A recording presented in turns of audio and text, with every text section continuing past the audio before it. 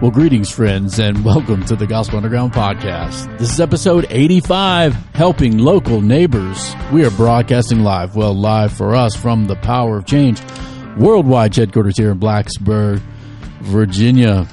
I'm here today with my good friend and co-host here on the Underground, Jesse Fury, who's sitting in a different chair today. We don't have video on for this episode, but he is now to my right instead of up in my face. It's good to see you over there. It's Jesse Fury. It's good to be here. We're closer, still 6 feet away. That's right. That's right. Not going to be spitting any diseases towards anybody because we have with us as a special guest seated in a chair that he actually bought for me as a gift. I don't know if you remember that, but that is the chair. Dr. Abraham-Hardee is with us today. Welcome to the headquarters, Billy. It's a pleasure to be here. It's the first time I've been in here since we had drywall up. Isn't it? That's right. Probably is. Yeah. We're probably the classic case of living too close and not seeing each other enough, so we need to constantly work on that. But our wives help with that because I think every time we've gotten together recently, they've arranged that. Thank God for them. Well, except for today. Here we are. Except for today. We did this on our own. Manpower. Yeah. Dr. Hardee was with us for episode 80 when we talked about husbands, fathers with Dre Davis, Willie Pye. We had a great time, and he just followed up and said, hey, man, you ever want to another a shot together? Let's do it. And so here we are, man. Dr. Hardee is a practicing physician. He is my physician, not yet my proctologist, but my physician. He is a doctor of osteopathy. Is that how you say it right? A PhD as well. So he's doctor. He's double doctor. He's associate chair for primary care for rural and medically underserved populations at the Edward Vi College of Osteopathic Medicine. I put all your stuff on here because everything. It sounds official. I'm impressed. And then you find out he's married to Sophia, who's also a DO, PhD, FACOP, FAAP. I don't know what that is. Also, my kid's pediatrician, department chair of pediatrics at Edward Vi College of Osteopathic. In other words, I got two words for these guys, Jesse: power couple. This is a power couple. Very powerful powerness going on there with lots of letters, lots of degrees, but our friends that we're privileged to see now more often than we did in New Jersey. Thank you for joining us. And hey, here on the Underground, we're in a series of podcasts, which I just entitled, this was in March, by the way. It was before all the difficulties we've seen with unjust killings of men in America, as well as protests and rioting and things. So these 7 things are not a response to that. These were a response to looking at where we were as a culture during COVID-19. So the 7 things that needed to make a comeback were mental toughness. We needed to be able to have some fortitude of spirit in this world. We welcomed wrestling coaches with us on that. We talked about marriage and children with Dr. Hardee and Andre Davis and Willie Pyle. We talked about the importance of making things. Manufacturing need to make a comeback in America, episode 82. Civility and kindness related to just how we flow together in our public discourse was our last episode. And then today, number 5, helping local neighbors. We will continue in this series on to why we need courage and strength in life, as well as faith, hope, and love. But today, I had 2 guests in mind when I thought of who would I want to chop it up with about helping local neighbors, loving local neighbors. And the first person I thought of was my wife, Casey Monahan, and the second person was my good friend, Billy Hardee. Well, the reason why is because I've seen these two in action, and my wife, unfortunately, we tried to persuade her to come on, and she's like, I don't want to be on a microphone and talking, and that's just not who I am. And I even got my kids, because my kids have been on the podcast with me a few times. They were ganging up on her with me and say, Mom, it's not, we know you're not going to be out there trying to pat your own back or sweat yourself and try to hype yourself up. It would be good for people to hear, because they agreed, right, that they should be on with us. But Billy, thank you. We know you're humble and not here to toot your own horn either, but you'd at least agree to hang out with me where my wife shut me down. Now, our guest today, Dr. Abraham, Dr. Right Reverend Dr. Abraham-Hardee, always be Billy to me. That's what I call you. When I moved back to Blacksburg, Billy invited me into a group of men and I was with you guys for about a year, I'd say. There was meeting for a Bible study, which allowed me to have some sort of friendships again, to see a familiar face when I was transitioning from New Jersey, get around country people again. But it was a wonderful time of hospitality that you extended to me. You've connected people at cookouts, at your house, in your swimming pool, inviting lots of different kinds of people together. You take medical students to Central America in the past to learn more than simply the science of medicine, but the science of people, which is part of the healing task. And then even you connect and coach little kids soccer here, all while having 16 letters behind your name and doing what you do. And so I'm impressed. I really appreciate your flow. And so I'm glad you could be with us here today. I don't know how I can follow that up, but just saying thank you. Well, love for neighbors flows out of the scriptures. The person of Jesus, obviously, very attractive in who he was, but also repulsive to some who didn't like him. He challenged the status quo of power and things. And obviously, we forget that Jesus was crucified at times. Oh, Jesus was nice. Well, yeah, but he challenged things. And quite centrally, he challenged our allegiances, right? He was even asked, what is the most important commandment of all? And then he was speaking of the Hebrew Bible, the Old Testament. And Jesus answered, Hear, O Israel, the Lord our God, the Lord is one, and you shall love the Lord your God with all your heart, soul, and with all your mind, and with all your strength. This is the first and greatest commandment. And then he follows this up. The second is like it. You shall love your neighbor as yourself. There is no commandment greater than these. Man, it's helpful. When I first became a Christian, I wanted people to keep it simple for me. I was more comfortable with calculus at the time, or how to shoot a single leg, than I was about the Bible. And a friend of mine, Jesse, said, hey, yeah, here's what Jesus wants people to do. Love him with all they are, and then love people. Pretty easy, right? It's easy to know that that's what we're supposed to do. Conceptually simple, but is there a little something else you'd like to add to that? I mean, the second that your neighbor gets close to you, it's hard, right? That's right. That's right. I mean, it's not an easy thing to do to love someone else. Yeah. Human beings are beautiful, wonderful creatures. And frankly, it's easy to love God. I've been thinking about this a lot too. It's easy to love God when everything is going well. And so even God, who isn't actually capable of evil or sin against me, it can still not be a simple thing or an easy thing to love him. And even connecting, hey, you say you love God, but you don't even love the dude next to you who you see, right? Who you see regularly. Loving people that are wonderful, kind creatures is delightful and easy, but at the same time, human beings are dastardly, twisted, crooked folks at times. All of us, right? All of us. And so my wife will tell you sometimes I'm really hard to love. Would Sophia Abraham say that about you, Billy? We always have some kind of ulterior motive or intention. Yeah, that's right. It's just how obvious other people can pick that up. Yeah, for real. Your wife learns to know, oh, I know why you're asking me that. Exactly. Yeah, we've had fights. We've had 2 serious fights during COVID-19, which for me, I'm always bummed out about. Oh, God, I can't believe we had a fight like that. And my wife's like, hey, 4 months and we had 2. I think we're pretty good. And, she's always looking on the bright side of things. But yeah, we kind of know even when someone's trying to be nice, why they be nice? And we can miss each other's motives. Things can get misunderstood easily. Human beings are wonderful, but very difficult at the same time. And also, we're rationalizers and equivocators. We're like, the question is, I should love my neighbor. Well, the question is, who's my neighbor? Is that people that look like me, act like me, talk like me, speak the same language as I do? And one of the things about Jesus is that he liked to nail down the wiggling on these things. And he told a story, actually, to help us really see who our neighbor is. In fact, this comes down to us throughout history as the Good Samaritan. It's a story, and usually read out of Luke's Gospel, Luke chapter 10. I'll read it for us.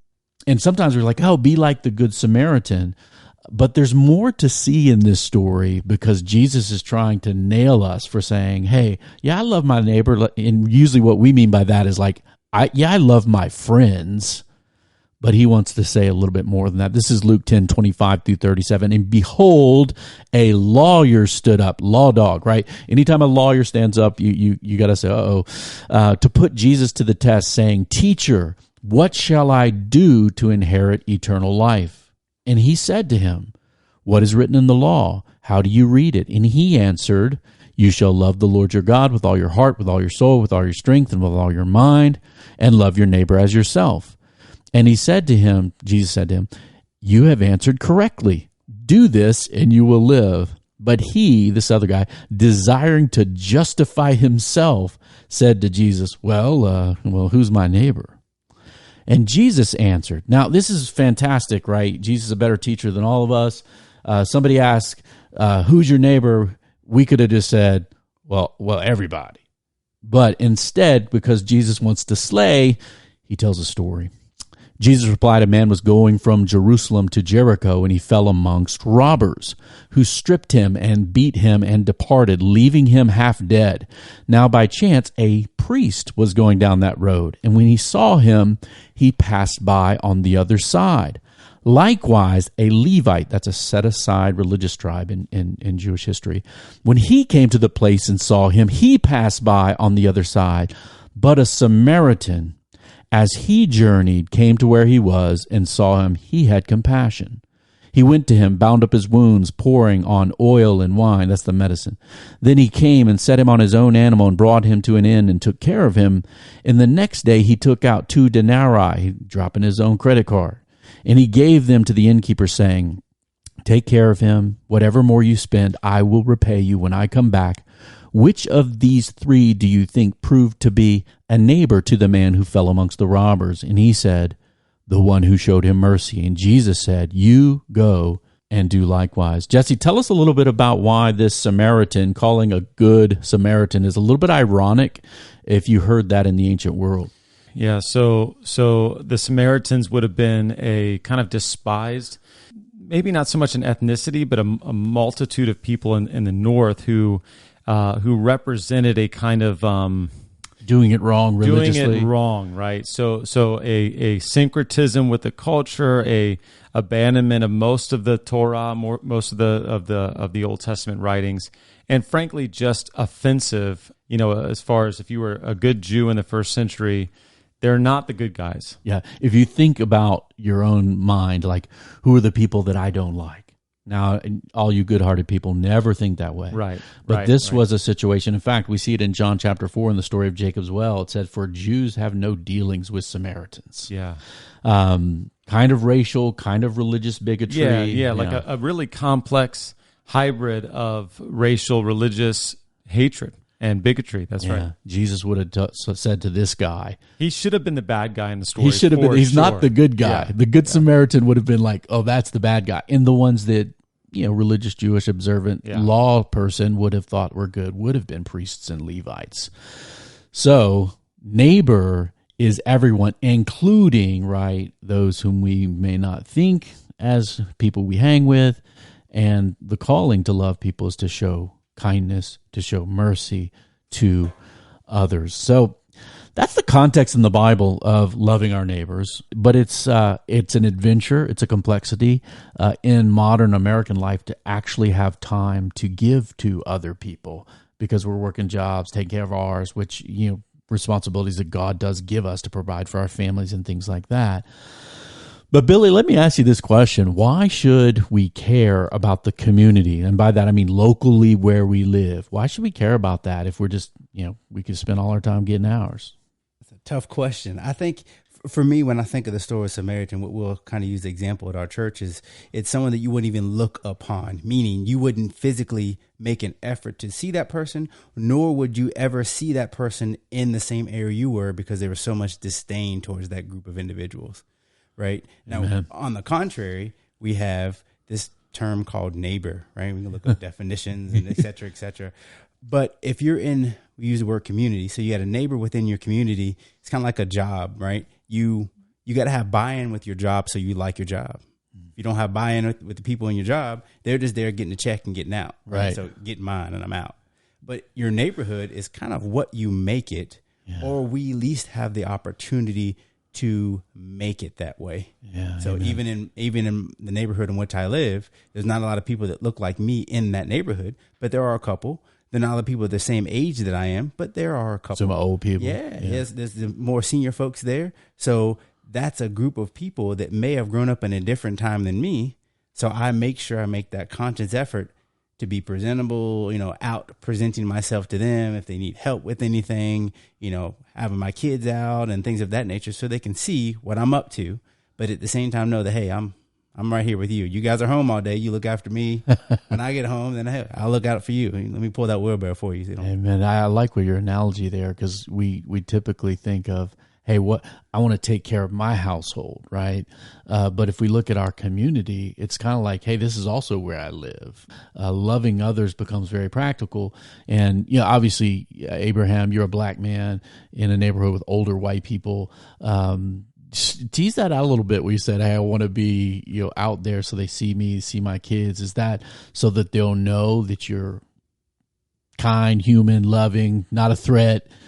Tease that out for me a little bit. It's almost everything that other people don't have to do. Yeah. Right. You don't have to go out with your kids and show them that you're playing with them. But what I like to do is not only take my kids, but I take the neighbors' kids all together. We're all out there together, and I have all girls. So we have a bunch of little girls who are out there playing, having a good time, being loud with music, etc., doing all these things. One, so they can see, hey, this is this guy. So when they see me around the community, but at the same time, I'm probably the first person. Really up close. Yeah, up close, right? When they have a get together, there's probably not a lot of people that look like me. Right. However, at least I want to be a good representative for that. And shouldn't have to be that way. Right. It's that way. So let's do it right. Right. And it could be not even a color thing, but it could be a fact of being a man. Yeah. Right. That's right.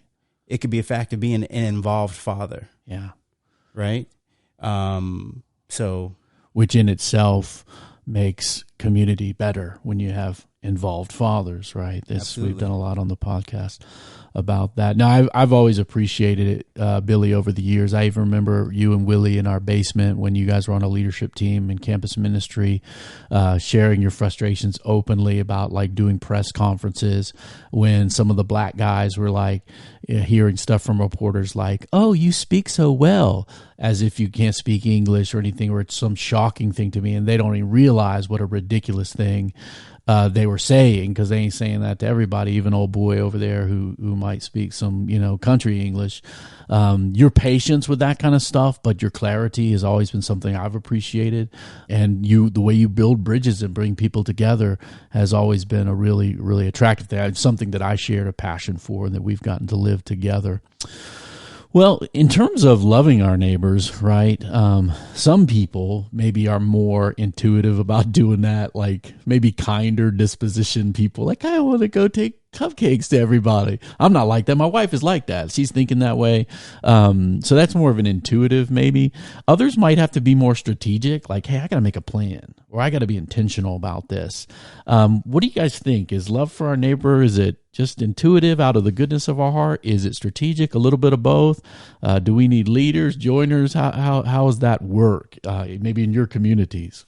I'm curious what Jesse's point of view is this, because this is what he does for a living. Yeah, he's right? a pastor. Yeah, he better be intentional. Yeah. I mean, and not say that you ever have to fake that, but that sometimes you have to really make an effort. Opposed to some people, I'm sure it's pretty easy. Yeah, I'm not a pastor now, but I can guarantee you there are days where pastors don't feel like loving folk. It could have been right. Yeah. Yeah, for sure. I think love for neighbor can be intuitive or strategic. So to answer the question, can I just say yes? You sure can. Yeah. So can I circle back around, because I'm really fascinated, Dr. Hardee, with your experience in your neighborhood, which like we would consider probably a good neighborhood. Maybe I'll use air quotes for good. Yeah. And yet you have a constant kind of way of following Christ in sharing in his suffering of, even in a again, I'm air quoting, a good neighborhood, man, it's hard to love your neighbor because of your experience in that cultural context. And I just want to say, I mean, it's a challenge that I haven't thought about. Like my neighbor across the street from me, who I like and I love and I try to love, he did not like us moving into the neighborhood. And he very clearly, I'm sure he's not listening. I'm pretty sure that became really clear. But you know, we Was had he like leaving dead chickens on your porch? no, but we had kids running around like crazy. We had cars parking everywhere because we hosted a small group at our house. And when people would, you know, when you're a host, I wasn't standing outside directing traffic. I'm just assuming people are using their common sense and not parking in my neighbor's Parking yard. on his lawn. Right. So I really got cussed out and yelled at but to think about if I were a black man in my neighborhood, which is mostly white, that adds a dimension that I've never had to think about. And so I'm circling back around and say, man, that is a challenge, to love your neighbor. In my particular case, my neighbor, that took a lot of strategy. So, I got yelled at, and frankly, I just said, man, you're right. I've been a bad neighbor. I'm really sorry. And that kind of diffused things. Like, purge me. I should be purged. But the next day I went out and spent a few $100 on gravel and stone. And I basically just went out with some hand tools and I cut into my yard to build parking. So that people would know not to park in. Yeah. And then I went back over and said, hey man, I totally understand why you're frustrated. I just want you to know I want to make an effort. I'm going to try and get our people to stay off of your lawn and park on our lawn. That took strategy. If I left it just to intuition, I just don't think I would love my neighbors very well. Yeah. It's been interesting to me to watch Casey over the years because she's not an extroverted person. Obviously, she doesn't want to be on the podcast. She's kind of more private, introverted person, but she's constantly thinking of kind things to do. Like even recently, she's like, hey, it's our neighbor's birthday, and I've got these leftover signs from one of our kids' birthdays. Hey, let's go out and put them in their yard. I'll call the wife and make sure it's okay. And so I'm sneaking around, blessing this dude that I don't know. Dude, I don't know him. But I'm doing it with my wife because she thinks about stuff like that. Yeah. And she thinks about people, how they're experiencing life. She thinks about our kids in that way as well, which it's kind of marvelous to me because I have to be more strategic because I get focused, I get working on things. And so she helps bring me out, say, hey, these are really good things to engage with people around us. Can I throw one more thing out and then I'll back out? Something that Dietrich Bonhoeffer, has taught me in his writings is that it's hard to hate someone you pray for. And so for me, and I don't know where that falls in intuitive or strategic, but praying for actual people by name has really changed. It's been a change for me in being able to love someone more, because if I'm not just, and what I don't mean is naming someone and then praying, God, would you get them?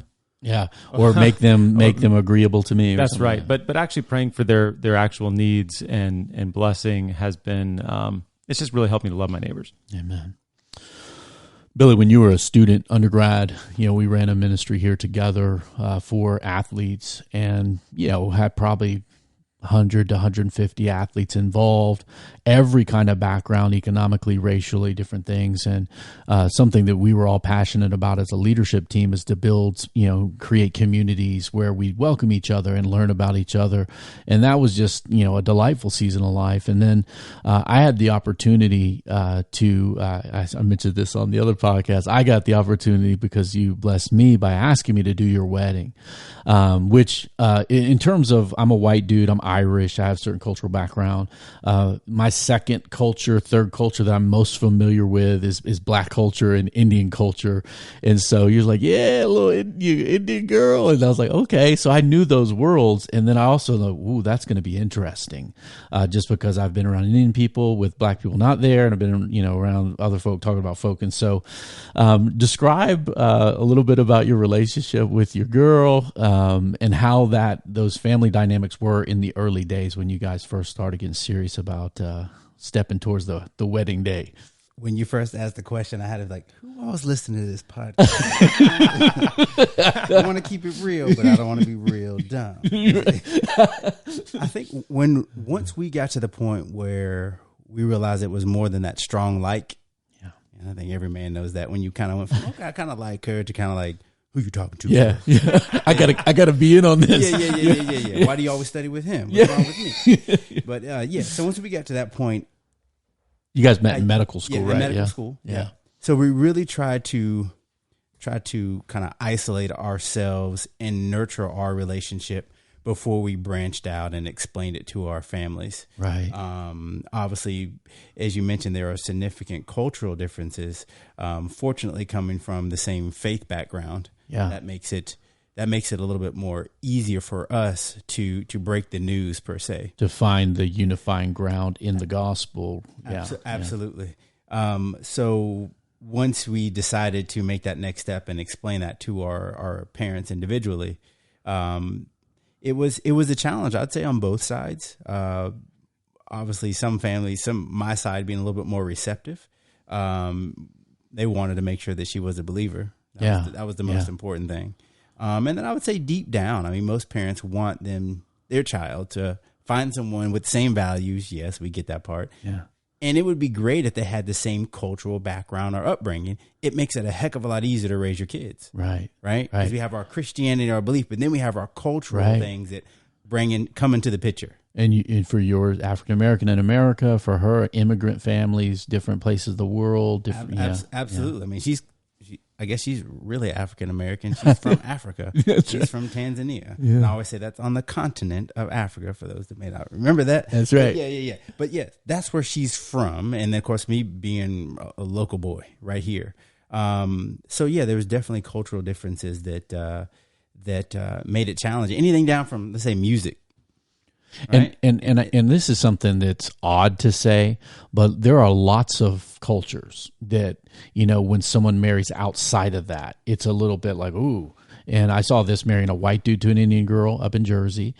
Certainly I've seen some things with my African-American friends married to white women, things that on both sides they've had to really work through in building blended families or building understanding. And so, even like... that's an intuition people have. Oh, she's not black, or oh, she's not white. Merging those things, and you kind of got to win over folks a little bit, I think. Sure, you gotta stay true to yourself, but at the same time, you're under a microscope from the things that you're doing, the things that you're saying. But I mean, you and I were very close, and I always thought you were so much older than me because you're so mature. And I realized, like, man, we're about the same age. Are you 40, 41? So, 40 and next Tuesday. You'll be 40. Yeah, I'm almost 48, though. Come on. Yeah. So I was 8 years old when you were a baby now. Come on. You're the same age as my brother. So that makes it easy. He's a lot older than us. But so I mean, really getting kind of poured into by mentors. How should I handle this? Because if it is going to be leave and cleave, as we say from the Bible, it doesn't really matter. Unfortunately, fortunately, it doesn't matter what the family says. This is a choice that I have to make, and I have to live with the rewards and, of course, the failures that come with that. Yeah, and the difficulties. I remember you guys planning your wedding, including elements from traditions that were valued by both families, and both in terms of the way she wanted to dress and how you kind of even converted some using of ribbons to make it very kind of both of you putting scriptures on them and things like that. And then I don't know how Dance Dance Revolution got involved in the reception, but that was a beautiful expression. We wanted to keep it mixed up. Everybody not know what's happening. Here's the cool thing. Now that we are an established couple in the area, we're like the hub for interracial families and kids and cultures. Right. I'm just looking at over the last couple of days, the kids that have come over and played, both of their parents are from different cultural backgrounds. Right. And, and it's awesome. Yeah. And it's kind of like when we see someone out, if we're stepping out, like I'm intentional. Yeah. When we see someone that's stepping out, and they don't look the same, we automatically walk up to them, especially if they have kids about the same age. We walk up to them, hey, how's it going? Nice to meet you. And then I kind of present. And as a special prize, this is my wife. So you're like us. We're like you. You know what I mean? And it's kind of the icebreaker. And then, of course, people that are in the same cultural background that are together, and they see us like, oh, yeah, these guys are pretty cool. Yeah. So, amen. Man, so he's answering all the questions right there, right? Like that doesn't happen if he doesn't. If Dr. Hardee, if you're not caring about the local community and being established here, you're not looking around for that. You're not, people aren't looking at you, and then that sounds pretty strategic, doesn't it? Yeah, absolutely. Pretty thoughtful. Because you can be a place for them in Southwest Virginia. Yeah. It's got different kinds of whiteness too in Southwest Virginia. You can see that, hey, we'll be something that's a comfort to people, and then your presence, and it's enjoyable as well, right? You get to hang out with people from all over the world, and interracially married people. I mean, you guys experience life in a way that's rich and robust, but also some stresses and strains, both internally, externally, that are unique. And you got those beautiful Mocha babies too. We've just been blessed to be around your family, being back here. It's been great. Our daughters being able to babysit and stuff, and my wife too. Well, in terms of tracks to run on, guys, I just wanted to spend our last 15 minutes or so together riffing on some ideas. Like, hey, what are some things that we can do to get because a lot of times you look in America, like Dr. Abraham, you are unique, man. I'm telling you, you bridge gaps, you bridge people, you win people over quickly, in rich, poor, all kind of different backgrounds of people. That's unique, man. That's very unique. You're a special guy. I'm sweating you too much, but not everybody's like that, right? A lot of people just, they head into their house, they put on Netflix, they go to work, and that's it. And most people are lonely, disconnected from local communities. So hopefully in the last few minutes, we can be helpful just to simplify a little bit, that this isn't rocket surgery, to try to get out there and meet some people or do some things in our communities, love our neighbors, but also that in our uniqueness of our story and what we love and are good at, that might help us find avenues to connect in the community. One thing that makes a lot of sense to me and my wife, because we're athletes, right?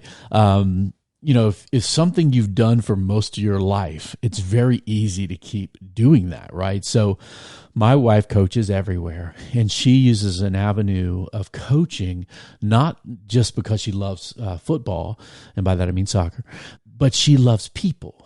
And even today, she's training a young lady in our backyard here, a high school girl who's very elite now, and my wife's been training for 3 or 4 years.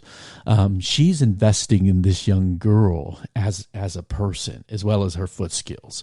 And so because my wife has soccer gifts, she can then love people in the midst of that. Same thing when I volunteer with the high school wrestling program. If I can beat up on a guy, they're going to listen to me about life a little bit more in that world. So doing things we love has been easy. What are some things or ideas that you guys have used to kind of put yourself in proximity to serve and love people? Well, a couple things come to mind for me. One is, obviously I am a pastor, so there's a certain kind of vocational directedness to this. In some ways, I get paid to be in proximity with people, and so you're a soul doctor. Yeah, that's right. And so whether I'm good or not, it's a whole nother story. But a couple of things outside of that. One is thinking about my actual neighbors. So having a community within our neighborhood. So we belong to this little private pool. That is, it's far. Is that like the Abraham-Hardee backyard pool? It's pretty nice. No, this little shareholder pool in town. It sounds more elite than it is. It's Radford. You got some tadpoles tadpoles in it. like that. No, we clean the pool. We use chemicals. It's a real pool, but it's in our actual neighborhood, so we can walk there. And a lot of people walk there from our neighborhood, so that that way you're seeing people. It costs a few $100 a year for dues, so it's not a lot. So we walks in the neighborhood. Jenny was out. My wife Jenny was out walking with our 4 kids probably a week ago, and she just didn't come back. I was like, "Hey, where are you?" Like, it's been like a long time. And she's like, "Oh, I stopped over at the neighborhood." So that we had this neighbor that's always walking, and she's got a little boy, but we hadn't talked to her because we didn't know where she lived. But Jenny was walking by with our kids, and they were in the backyard, and they just stopped and started talking, and then they just were there. And as a matter of fact, she said, "Why don't you come over?" So I went over there, and we ended up hanging out for a while. So we're already in proximity with people. Another thing for me, this just to go along with do the things you love with others, is exercising. So like working out at the gym and trying to get in the same time frame, so you're seeing the same people, even if that's a sacrifice with my schedule, to just say, well, I'm gonna go at 11 every day, and then go to work early. You're doing like pull-ups and power cleans and stuff, not like aerobics. I was trying not to mention CrossFit, so it didn't sound like there was a jumps. Throw this tire around. He's doing Murph on Memorial Day. You need to throw a tire around. See, this is why I didn't want to say CrossFit. So take up other religions. Keep going.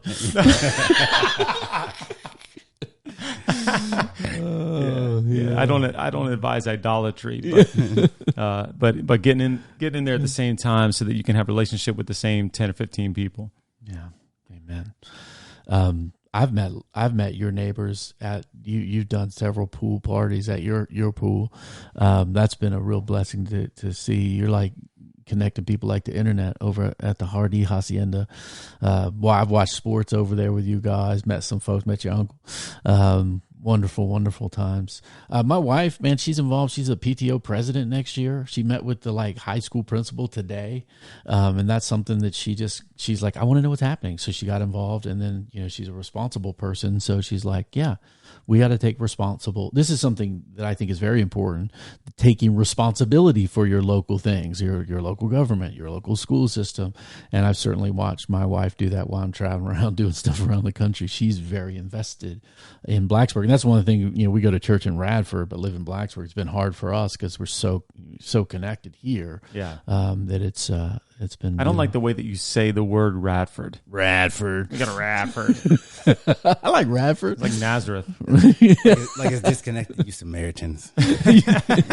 Radfordians. No, we love Radford. But it's a different community. Yeah, for sure. it is. It's different place. In parentheses, that's where I was born. You're born in Radford? Yeah, man. And grew up in Christiansburg? I was in the old Radford Hospital. Wow. Yeah, that's right near my house. Yep. So, wow. Yeah, so I got my mom went to Radford, my dad went to Tech, and I don't need to spare the details, but I am. Yeah. That's New River Valley, born, bred, raised, and running for mayor. Yeah. So when you get involved politically, are you running for mayor of Blacksburg first? What are you going to do? That's actually one of my hidden. It's not hidden anymore. Hey, I got the signs. Let's do it. Yeah. Because it goes bigger than the local part, but that's just. Abraham, would you like to announce your candidacy on the Gospel Underground? But yeah, so going back to your question, kind of your intentions and how you go about, and how your significant others go about greetings. I say my wife sounds like a lot like yours as far as, they want to make some cookies. We had a new neighbor that moved in. They had cupcakes from us probably this first week they were in there, and then my wife's like, "Yeah, do it. We take it over." And they were kind of like, "Man, what is this, like Mayberry?" Yeah, that's kind of how we get down. Yeah, right. We're gonna be around until you tell us not to be around. That's right. I don't approach it, what do I like about you? I always approach it, what is something about you that I don't like? Which means I got to go and make an effort to get to know you. One of my neighbors, I know his wife really well. She loves gardening. I don't know him very well, to the point I had to ask him yesterday what his name was. He was out in his yard. Because I introduced him to my other neighbor who's on the other side of the street. They're both older men. They both like fishing. I have zero interest in fishing. You connect I was like, hey, man, come on over this way. So I brought him over, met the other guy. My guy has been living in our neighborhood for 23 years, never met the guy. Wow. So I introduced him. They started talking fishing, and I was slowly trying to back away because I'm not interested in that. That's right. And it was just funny watching these two guys kind of talk their fishing stories. Yeah. Where do you fish? What kind of fish you like? Et cetera, et cetera. Yeah. So, and see that may sound like very simple, but connecting elderly people who probably lives a very isolated situation, and we know, and as a physician, the effects of loneliness on people. Just doing that is such a kindness to even say, "Oh, I don't know about tying a fly fish," because I'm the same way. Some dudes start talking about fishing, I'm like, okay, I'm out. But the connection that you make for others is a wonderful, wonderful, wonderful thing. Plus, it's easy. My love language is acts of service. So doing something for someone else, that's easy, right? Yeah. That's super easy. But words of encouragement, I'm not so good at that.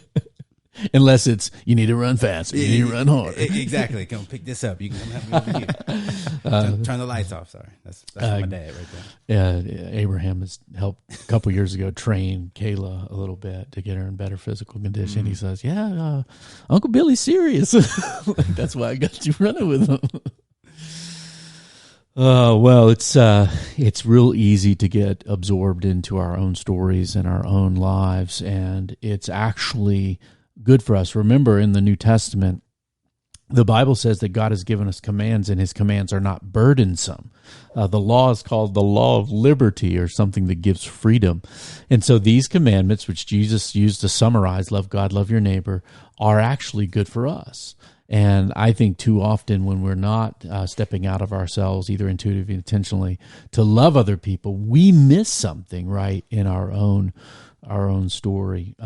Kids, how has having kids involved in different things connected you with others?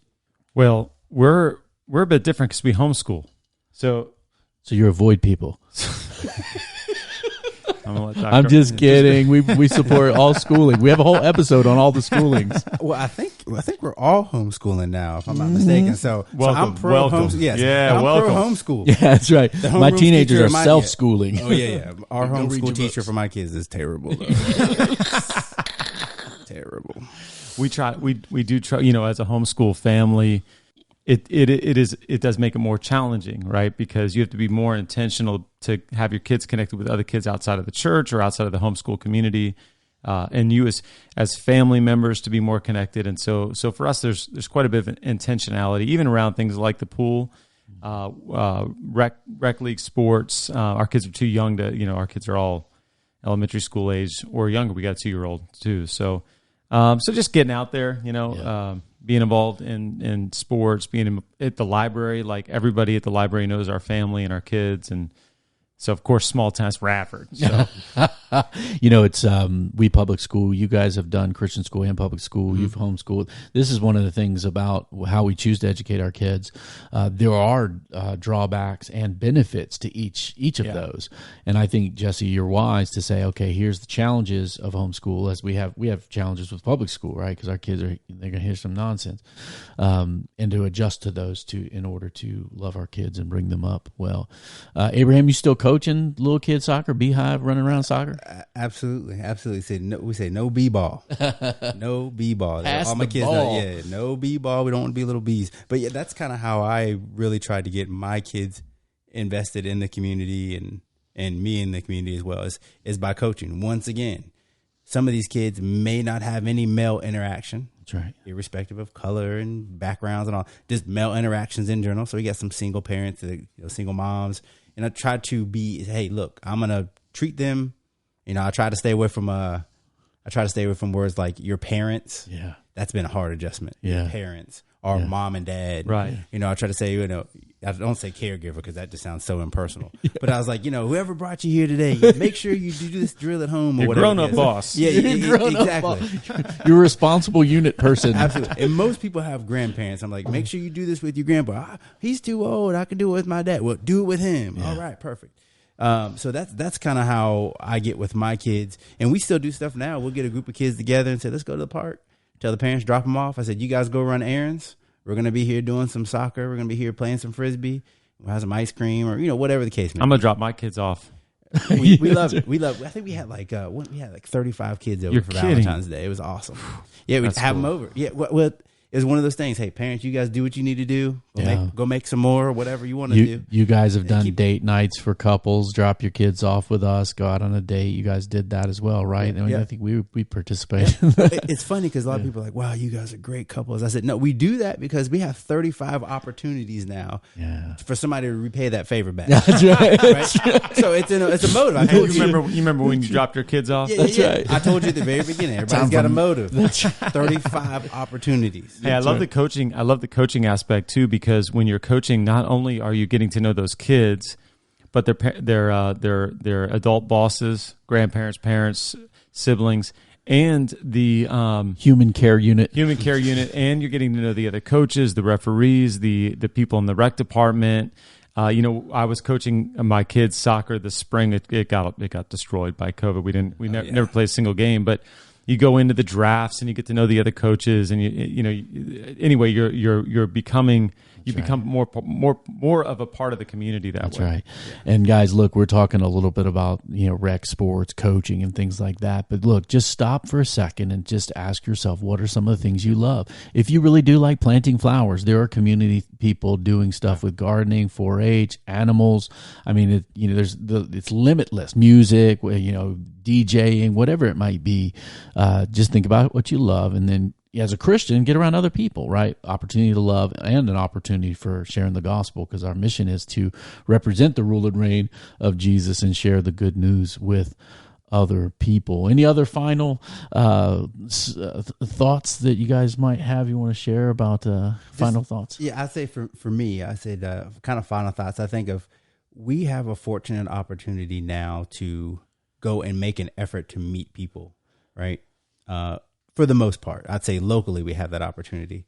But there was point in times where that wasn't the case, right? I'll look back. I love numbers, right? So we're looking at 1863, right? Talking about Emancipation Proclamation, right? So the people were separate for whatever reason, but they were separate, right? Yeah. That comes into play. Now, of course, really doesn't kick into 65, but whatever. Yeah, so where people now have to they have to be assimilated with one another. Slavery's over.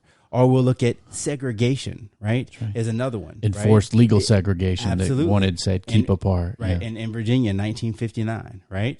Around that time. So interracial marriage was illegal. Absolutely. Right? Women in the workplace, right? So a lot of those barriers are starting to be broken down or may not even be there anymore. So we have an opportunity to get a chance to know people. For me, it's fun to learn other people and what's their quirks, what kind of things do they do, is it interesting, is it not, etc. That's right. Right? Because you always need a babysitter.